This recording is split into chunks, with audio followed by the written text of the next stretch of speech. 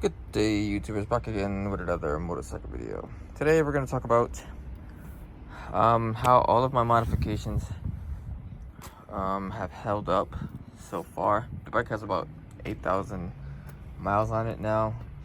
I've had quite a few people ask me about my windscreen and how well it works. It worked very well.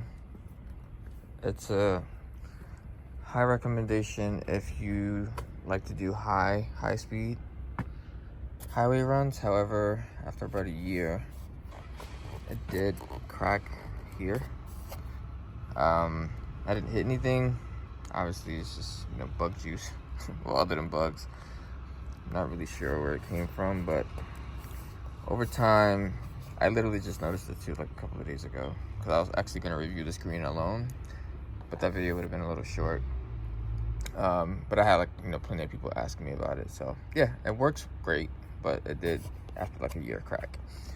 The Rizoma mirrors, they're not as old, but very high quality. They are what they are. I mean, they better be for the price, but they've held up pretty good so far.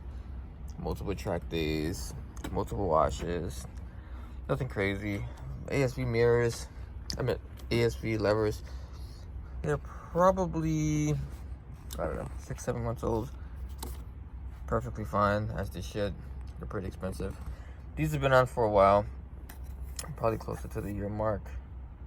The NRC turn signals from the Gen 2 bike, which I modified to fit the Gen 3. They've held up very well. Oh, this guy. So, yeah, the quality as far as the seal is concerned, nothing about this feels cheap. However, this used to be like black, and now it's like bronze, which is kind of cool, because it sort of kind of matches the exhaust, but I kind of prefer the two-tone look. But yeah, this did kind of fade over time, so I did reach out to them to find out if this was like a regular thing, or if they would replace this, because I really don't like how it looks. I can't really tell if the inside one is fading as well, or if it's still black, because there's like an oil sheen over the glass, but that would be way less noticeable than this, which is starting to get on my nerves. I'm gonna have to buy another one, but it held up. No leaks, but other than that, it did fade. These are not as old, but for the price, they better hold up. The rear sets, my Austin Racing slip-on has been fine. What else aftermarket wise? My fender eliminator NRC has been holding up very fine as well.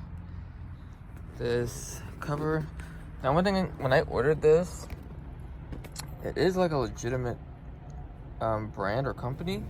It was not cheap, but one thing I was not happy about, they just sent me like the seat cover with a seat, like with the padding.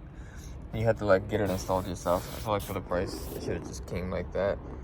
But other than like the discoloration from my suit and stuff, which I don't know how this even happened because I'm never sitting up here, the material's holding up okay, I guess.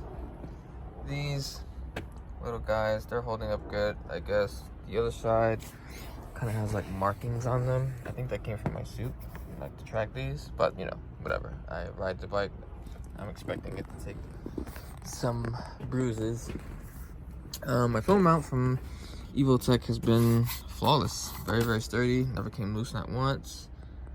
I'm happy with that as well. But not a long video, but just a little quick rundown on how everything has been holding up. That's aftermarket on the bike. But for you guys that keep asking me if this windscreen is worth it, does it actually work? Yes, you can. If you look at it from this angle, and if you tuck really low, you can get behind it and start to move without the wind trying to rip your head off your shoulders.